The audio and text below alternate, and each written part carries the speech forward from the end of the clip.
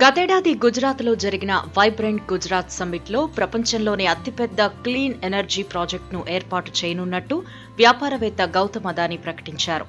వచ్చే 5 ఏళ్లలో గుజరాత్లో 2 లక్షల కోట్ల పెట్టుబడులు పెడతామన్నారు. ఇప్పుడు గుజరాత్లో కాపర్ తయారీ ప్లాంట్ను ఏర్పాటు చేస్తున్నారు.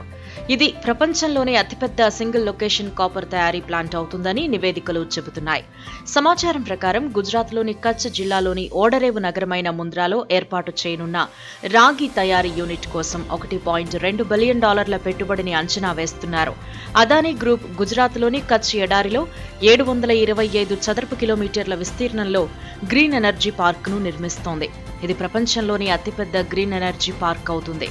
ఇందులో సౌరశక్తి నుంచి 30 గిగావాట్ల విద్యుత్ను పొందవచ్చు. అలాగే ఇది సౌరశక్తి నుండి పునరుత్పాదక ఇంధన ఉత్పత్తి వ్యవస్థను కలిగి ఉంటుంది.